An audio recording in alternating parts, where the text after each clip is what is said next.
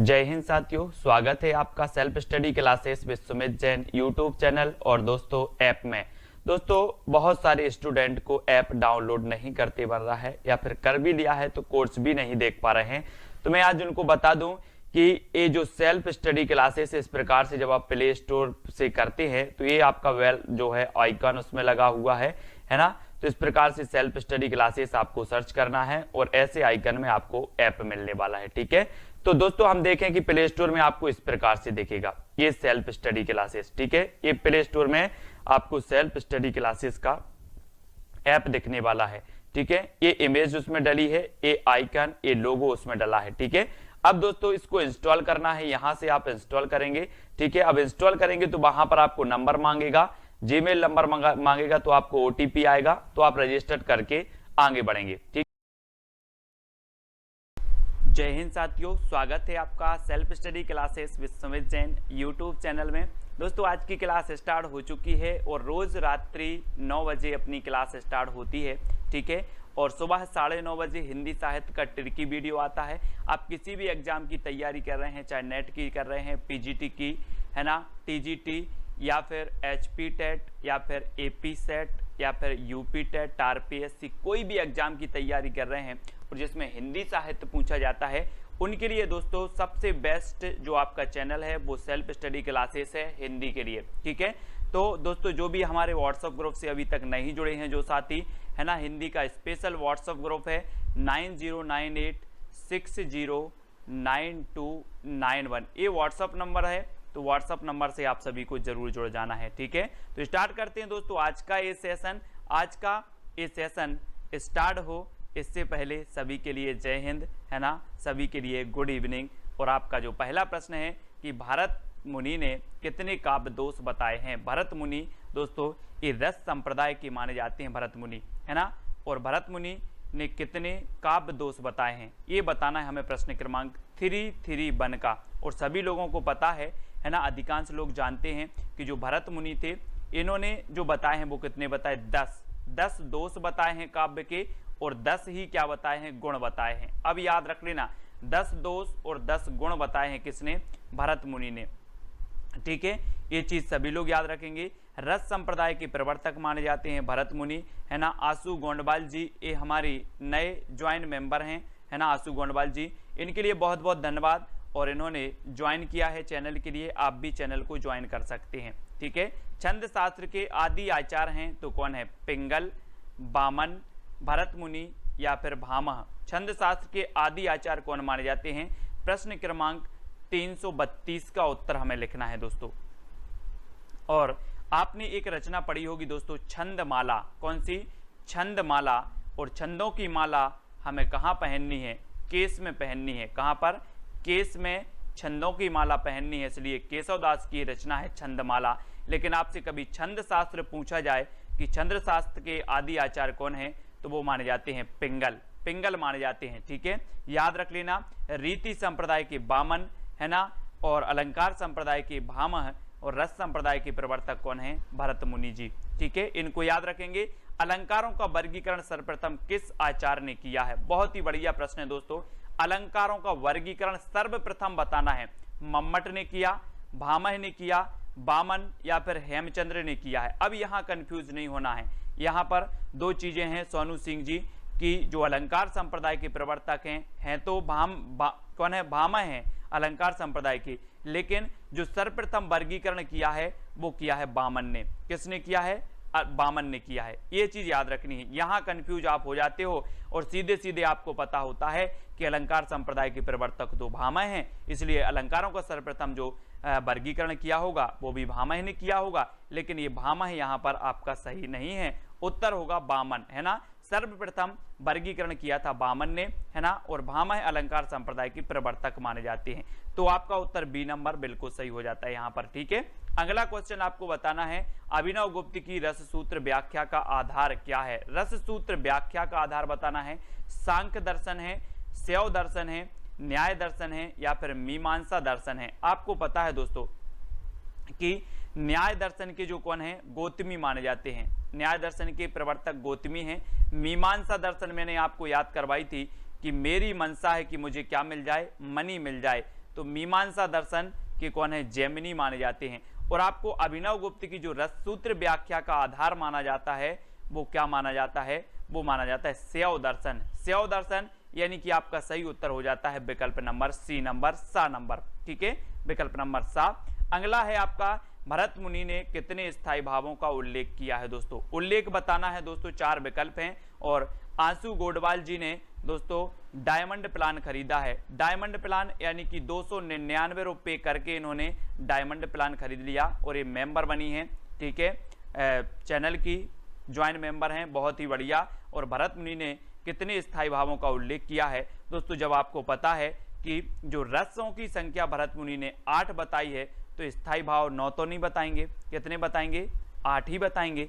तो 8 स्थायी भावों की इन्होंने चर्चा की है, यानी बी नंबर आपका बिल्कुल सही हो जाता है। नेक्स्ट आपको ध्वन्यालोक किसकी रचना है दोस्तों, ध्वन्यालोक आनंद वर्धन की है, दंडी की, मम्मट की या फिर जयदेव की है। बहुत ही बढ़िया प्रश्न है दोस्तों। ध्वन्या से आ गया ध्वनि, और ध्वनि संप्रदाय के जो प्रवर्तक हैं, मैंने आपको बताया था कि अगर कोई अच्छा सा क्या बोल दे, अच्छी सी कोई ध्वनि निकाल दे, अच्छी सी ध्वनि में कोई गाना सुन ले, है ना, कोई संगीत अच्छी ध्वनि में आ जाए तो हमें क्या आ जाता है, आनंद आ जाता है। तो आनंद वर्धन, है ना, आनंद वर्धन, ये आपका बिल्कुल सही हो जाएगा, ए नंबर। अगला है रसको काव्य की आत्मा किसने घोषित किया है। रसको काव्य की आत्मा बताना है, भामह ने घोषित किया, राजशेखर ने, रुद्रट ने या फिर कुंतक ने, किसने घोषित किया, यानी कि 337 का उत्तर हमें बताना है यस जी, कि रस को काव्य की आत्मा मानने वाले जो विद्वान हैं वो कौन है ना। रस संप्रदाय सबसे प्राचीन संप्रदाय माना जाता है, भरत मुनि इसके प्रवर्तक माने जाते हैं। और रस को काव्य की आत्मा घोषित किया है तो वो किया है राजशेखर, यानी कि जो बी नंबर है, बी नंबर आपका बिल्कुल सही आंसर हो जाएगा, कुरैशी जी, बी नंबर सही हो जाएगा। राजशेखर ने रस को काव्य की आत्मा घोषित किया है ना, बी नंबर सही है। नेक्स्ट है अनुकरण सिद्धांत के प्रवर्तक कौन है दोस्तों। अनुकरण सिद्धांत, अनुकरण इलियट हैं, कार्बे हैं, प्लेटो या फिर अरस्तु, ये 4 विकल्प हैं। और अनुकरण सिद्धांत के जो आपके प्रवर्तक माने जाते हैं, प्रश्न क्रमांक 338, यानी कि वो माने जाते हैं प्लेटो। कौन माने जाते हैं, प्लेटो, है ना, बी नंबर बिल्कुल सही हो जाएगा, प्लेटो अनुकरण सिद्धांत के प्रवर्तक माने जाते हैं। और नेक्स्ट है वल्लभाचार्य के गुरु का नाम क्या था। वल्लभाचार्य के गुरु का नाम दोस्तों हम पढ़ते हैं कि सूरदास जी के गुरु का नाम वल्लभाचार्य था। वल्लभाचार्य विशिष्टाद्वैतवाद के प्रवर्तक थे। अब वल्लभाचार्य के जो गुरु थे वो कौन थे, वो कौन थे, विष्णु स्वामी। विष्णु स्वामी ये वल्लभाचार्य के गुरु माने जाते हैं। और बी नंबर आपका बिल्कुल सही है, ठीक है। वल्लभाचार्य ने पुष्टि मार्ग की स्थापना की थी, सूरदास जी के गुरु हैं, ठीक है। और आपको एक क्वेश्चन पूछा था दोस्तों, कौन सा, द्वैताद्वैतवाद, द्वैताद्वैतवाद के प्रवर्तक कौन है, तो आपने बताया था कि सर नींबू देत देत थक गए हैं, हम तो नींबू देत देत थक गए हैं पड़ोसी को, ऐसे बोल देना, कल बोल देना अपने घर में, हम तो नींबू देत देत थक गए हैं अपने पड़ोसी को। तो निम्बार का 4, देत देत, द्वैता द्वैत, द्वैता द्वैत, देत देत से द्वैता द्वैत, और ये निम्बार्क जी का संप्रदाय माना जाता है, ये आपने याद किया था, है ना। नेक्स्ट है आपका हरिश्चंद्र पत्रिका का पहला क्या नाम था। हरिश्चंद्र पत्रिका जो भारतेंदु जी ने निकाली थी दोस्तों, हरिश्चंद्र पत्रिका, इसका पहले नाम क्या था। कवि वचन सुधा, कालचक्र या फिर हरिश्चंद्र मैगजीन या भारत जीवन। और आपको पता है कि हरिश्चंद्र जो पत्रिका है इसका पहले नाम था, क्या था, हरिश्चंद्र मैगजीन। हरिश्चंद्र मैगजीन यानी कि बा नंबर। दोस्तों मैं भी बहुत, ये जो निम्बार का 4 है, निम्बार का 4 वाला, ये हर बार भूल जाता था। कई बार मैं ट्रिक बनाया, अलग अलग प्रकार से ट्रिक बनाई, लेकिन हर बार वो ट्रिक भी भूल जाता था। लेकिन अब की बार ऐसी ट्रिक निकली है, ऐसी ट्रिक निकली कि आप भी नहीं भूलोगे और मैं भी कभी नहीं भूलूंगा। मैं कई बार याद किए उसको और कई बार ट्रिक भी निकाली, अलग अलग प्रकार से याद की, लेकिन हर बार भूल जाते थे। लेकिन अब की बार बहुत बढ़िया ट्रिक निकाली कि नींबू देत देत थक जाते हैं, है ना। और हरिश्चंद्र जो पत्रिका है इसका हरिश्चंद्र मैगजीन पहले नाम था, बी नंबर, बी नंबर इसका सही हो जाएगा। नेक्स्ट है केंद्रीय हिंदी निदेशालय भारत सरकार द्वारा प्रकाशित पत्रिका है। तो केंद्रीय हिंदी निदेशालय भारत सरकार द्वारा प्रकाशित जो पत्रिका है वो कौन सी है। विपाशा है, भाषा है, आजकल है या फिर अक्षरा है। ये 4 बताना है। और केंद्रीय हिंदी निदेशालय कुरैशी जी, ये भारत सरकार द्वारा प्रकाशित जो पत्रिका है वो कौन सी है, तो वो है भाषा पत्रिका, जो है केंद्रीय हिंदी निदेशालय भारत सरकार द्वारा प्रकाशित ये पत्रिका है, यानी बी नंबर आपका बिल्कुल सही हो जाएगा। ठीक है, सीमा कुमारी जी, बी नंबर बिल्कुल सही है। नेक्स्ट है आपका अमृतलाल नागर के किस उपन्यास का पात्र सूरदास है। अमृतलाल नागर के किस उपन्यास का पात्र है दोस्तों, ये तो पूछा भी गया है ना, लेकिन एक बार पूछा गया था रंगभूमि, है ना, रंगभूमि का पात्र सूरदास था, प्रेमचंद की रंगभूमि उपन्यास का, लेकिन यहाँ पर अमृतलाल नागर का पूछ लिया गया। अब अमृतलाल नागर के दोस्तों अमृत और विष भी है, अग्निगर्भा उपन्यास है, बिखरे तिनके है, खंजन नयन है ना। और दोस्तों आपको पता है कि खंजन नयन में सूरदास की जीवन से संबंधित है खंजन नयन, और इसका जो पात्र है वो कौन है, सूरदास है। सूरदास यानी बी नंबर इसका बिल्कुल सही हो जाएगा, बी नंबर। ठीक है, खुशी शर्मा जी, बी नंबर बिल्कुल सही है। नेक्स्ट आपको बताना है दोस्तों, यहाँ पर हिंदी साहित्य का फिर अपन शुरुआत कर लेते हैं। डॉक्टर रामकुमार वर्मा ने संधि काल के अंतर्गत किस साहित्य का विवेचन किया है, किस साहित्य का विवेचन किया, यानी कि 343 का उत्तर नाथ साहित्य का किया है ना, जैन साहित्य का, सिद्ध जैन साहित्य या लौकिक साहित्य, संधि काल के अंतर्गत, यानी कि 343 का उत्तर। डॉक्टर रामकुमार वर्मा ने जो इन्होंने दोस्तों माना था संधि काल, जो प्रारंभिक इन्होंने काल माना था, और इन्होंने संधि काल के अंतर्गत किस साहित्य का विवेचन किया था, ये चीज हमें बताना है।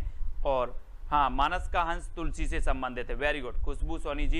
ये इन्होंने सिद्ध जैन साहित्य का विवेचन इन्होंने किया है संधि काल के अंतर्गत, और 3 नंबर यानी सी नंबर आपका बिल्कुल सही हो जाता है इसमें, सी नंबर। ठीक है, सिद्ध साहित्य और जैन साहित्य। और जैन साहित्य में आपको पता है दोस्तों एक रचना आती है कौन सी, श्रावकाचार। श्रावकाचार ये जैन साहित्य से संबंधित है, और श्रावकाचार ये 933 इसका रचना काल है, और देवसेन इसके रचनाकार हैं, और हिंदी की प्रथम रचना भी यही मानी जाती है श्रावकाचार। ठीक है, और सिद्ध साहित्य में आपको पता है कि सरहपा सिद्ध साहित्य से संबंधित हैं, दोहा कोश उनकी रचना है, और सरहपा को राहुल सांकृत्यायन ने हिंदी का प्रथम कवि माना है ना। और हजारी प्रसाद द्विवेदी ने हिंदी का प्रथम कवि किसे माना है, ये चीज आपको बतानी है। तो सरहपा को, अब्दुल रहमान को, गंग कवि या फिर पुष्पदंत को। तो 344 का उत्तर हमें लिखना है यहाँ पर।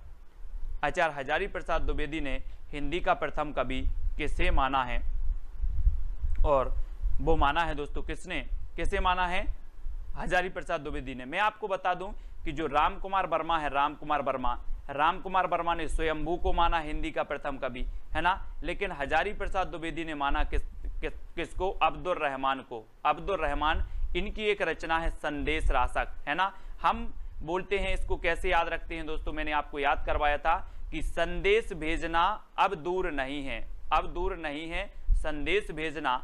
और दोस्तों अब तो लोग हजारों संदेश भेज देते हैं, 1 मिनट में हजारों संदेश भेज देते हैं, है ना। संदेश भेजना दूर नहीं है, तो इसके लेखक अब्दुल रहमान, और दोस्तों 1 मिनट में हजारों संदेश भेज देते हैं, तो हजारी प्रसाद ने अब्दुल रहमान को प्रथम कवि माना। तो इसको ऐसे रिलेट करके ऐसे पहुंच जाओ हजारी प्रसाद द्विवेदी पर, यानी बी नंबर आपका बिल्कुल सही होगा।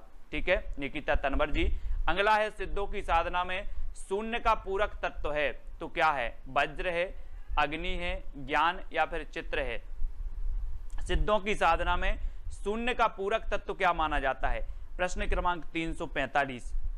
और 345 में आपको पता है दोस्तों, सभी लोग लाइक जरूर किया करें, बहुत सारे लोग देखते हैं लाइक बहुत कम होता है ना। और सिद्धों की साधना में जो है शून्य का पूरक तत्व क्या है, तो वो है ज्ञान। क्या है, ज्ञान, यानी कि 3 नंबर आपका सही होगा, शून्य का पूरक तत्व माना जाता है ज्ञान, सी नंबर सही है। ठीक है, सहस्रा जी, सीमा जी। अगला आपको बताना है कि विद्यापति ने कीर्ति लता की रचना किस भाषा में की है, किस भाषा में की विद्यापति। और आपको ये मैथिल कोकिल कहा जाता है विद्यापति को, है ना। कविता सिंह जी, विद्यापति को मैथिल कोकिल कहा जाता है। ठीक है, और दोस्तों आपको पता होगा कि इनकी कौन कौन सी रचना है, हम कई बार आपको बताते हैं, पद, है ना, लता और पताका, ये तो अधिकांश लोगों को सभी को पता है। ठीक है, लेकिन आपको याद रख लेना है कि जो पदावली है वो मैथिली भाषा में है, लेकिन जो कीर्ति लता और कीर्ति पताका है, ये दोनों ही रचनाएं जो हैं किसमें हैं, अबहट्ट में है ना। तो आपका उत्तर क्या हो जाएगा, अबहट्ट। याद रख लेना, इनकी जो है पदावली काय में है, मैथिली भाषा में है, लेकिन कीर्तिलता और कीर्ति पताका ये अवहट्ट भाषा में है। ठीक है, विद्यापति जी की, मैथिल कोकिल इन्हें कहा जाता है, मैथिल कोकिल विद्यापति, है ना। अगला है संदेश रासक की रचना विधा क्या है। संदेश रासक अब्दुल रहमान की रचना है। अब्दुल रहमान को हजारी प्रसाद द्विवेदी ने हिंदी का प्रथम कवि माना, लेकिन इसका जो रचना विधा है वो कौन सी है? खंड काव्य है, महाकाव्य है, आख्यानक गीति है या फिर गीति काव्य है? ऐसा भी क्वेश्चन आपसे पूछा जा सकता है। और यहाँ पर आपका बिल्कुल सही आंसर क्या हो जाएगा कि जो संदेश रासक की रचना विधा है वो क्या है? खंड काव्य, खंड काव्य है। ठीक है, याद रख लेना। और दोस्तों आप हजारों संदेश कई खंडों में भेजते हो, आप हजारों संदेश कई खंडों में भेजते हो। हजारों से बनेगा दोस्तों हजारी प्रसाद द्विवेदी, है ना। और हजारी प्रसाद द्विवेदी ने अब्दुल रहमान को प्रथम कवि माना और इनकी रचना है संदेश रासक, है ना। और संदेश रासक दोस्तों आपको पता है एक खंड काव्य है, खंड काव्य। तो आप याद रख लेना कि जो हजारों संदेश हैं अब हम कई खंड में भेजते हैं, तो संदेश रासक का काव्य रूप खंड काव्य हो जाएगा, है ना। अब्दुल रहमान की रचना, और हजारी प्रसाद द्विवेदी ने अब्दुल रहमान को हिंदी का प्रथम कवि माना। तो इतनी चीजें आपको यहीं से और याद हो जाती हैं, बिल्कुल सरल रूप में याद हो जाती हैं। मिश्र बंधु विनोद में हिंदी साहित्य के इतिहास को कितने कालों में विभाजित किया गया? दोस्तों मिश्र बंधु विनोद में बताना है कितने कालों में विभाजित किया गया। तो मिश्र बंधु विनोद यानी कि 348 का आंसर, और 348, हाँ, अभिनय जयदेव कुलशेखर विद्यापति को ही कहा जाता है। वेरी गुड खुरेशी जी। और मिश्र बंधु विनोद जो है ये कितने भागों में है दोस्तों? 5 भागों में, 5 भागों में प्रकाशित की गई। कौन सी? मिश्र बंधु विनोद, यानी कि जो आपका 1 नंबर है वो बिल्कुल सही हो जाएगा। ठीक है, ए नंबर, संतराम जी, ए नंबर बिल्कुल सही है। नेक्स्ट आपको बताना है, अगला जो आपका क्वेश्चन है, शुक्ल जी ने पूर्व मध्यकाल को क्या कहा? मिश्र बंधु विनोद मिश्र बंधुओं की रचना थी, लगभग 5000 कवियों का उसमें उल्लेख मिलता है, जीवन परिचय मिलता है ना।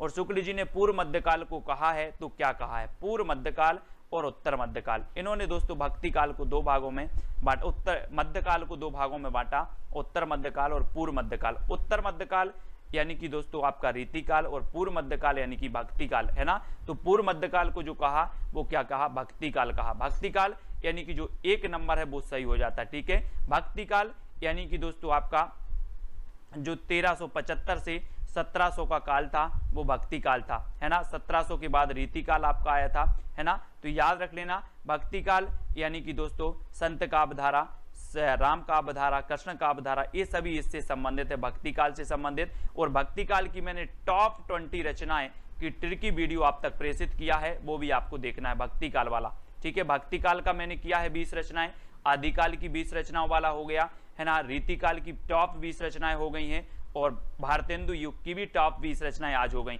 आज हम द्विवेदी युग की टॉप 20 रचनाओं के बारे में चर्चा करेंगे, मतलब कल सुबह 9:30 बजे। ठीक है, नेक्स्ट है हिंदी साहित्य का इतिहास दर्शन नामक ग्रंथ के लेखक कौन है? डॉक्टर नलिन बिलोचन शर्मा, डॉक्टर नामवार से, डॉक्टर विनय मोहन, या इनमें से कोई नहीं। हिंदी साहित्य का इतिहास दर्शन नामक जो ग्रंथ है इसके लेखक कौन है? इसके लेखक बताना है। डॉक्टर नलिन बिलोचन शर्मा है, डॉक्टर नामवार से हैं। हिंदी साहित्य का इतिहास दर्शन, तो अधिकांश लोगों को पता है कि इतिहास का दर्शन हम कैसे करेंगे? लोचन से करेंगे, लोचन से। तो लोचन से करेंगे तो बिलोचन, बिलोचन, है ना, डॉक्टर नलिन बिलोचन। तो ये नंबर आपका बिल्कुल सही हो जाता है, ए नंबर। नेक्स्ट आपको बताना शुक्ल जी के कालों के नामकरण का आधार क्या है? परंपरा है, प्रवृत्ति है, प्रमुख ग्रंथ हैं, या इनमें से कोई नहीं है। ठीक है, और जो भी साथी विवेक शंकर जी की बुक खरीदना चाहते हैं हिंदी साहित्य की, वो विवेक शंकर की बुक जरूर खरीदें। हिंदी साहित्य की बढ़िया बुक है, कुछ लोगों ने खरीद ली है, उनने हमें भेजे भी हैं प्रश्न कि सर अच्छी लगी बुक, है ना।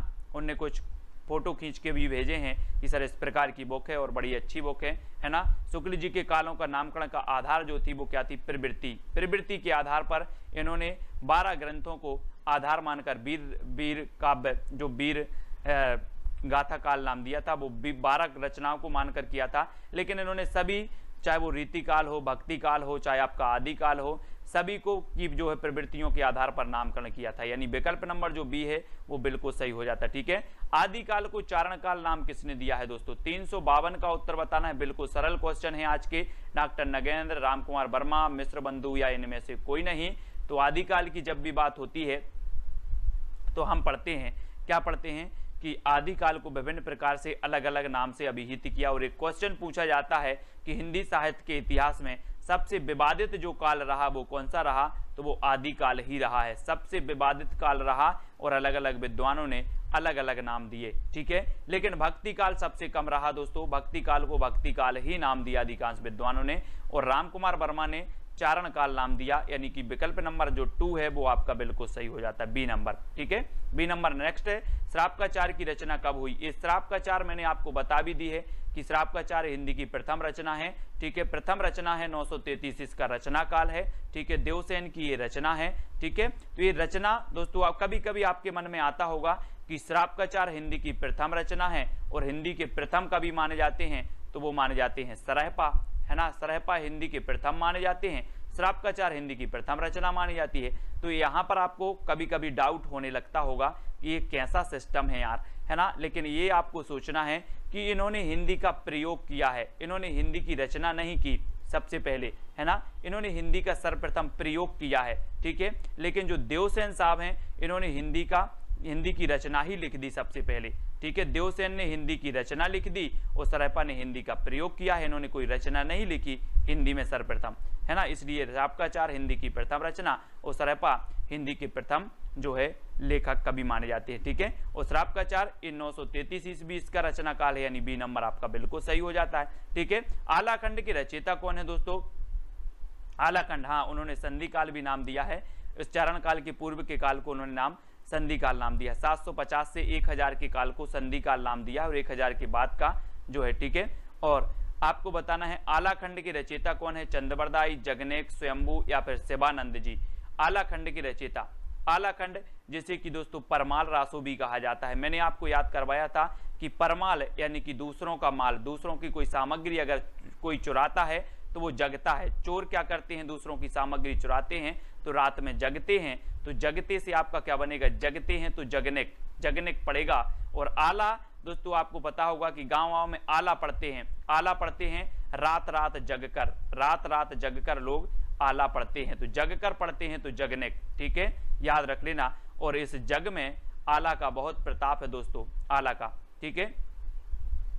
अगला आपको बताना है भविष्यत कहा के रचनाकार कौन है। भविष्यत कहा अब्दुल रहमान, रहीम, धनपाल या फिर स्वयंभू। भविष्यत कहा ये हमने कल ही रचना कल भी पढ़ी थी कि भविष्य में हमें धन की चिंता होती है, भविष्य के लिए हम धन का संग्रह करते हैं, तो भविष्यत कहा कि रचनाकार कौन है, धनपाल। धनपाल हैं, अपभ्रंश के व्याकरणाचार्य भी माने जाते हैं, ठीक है ना।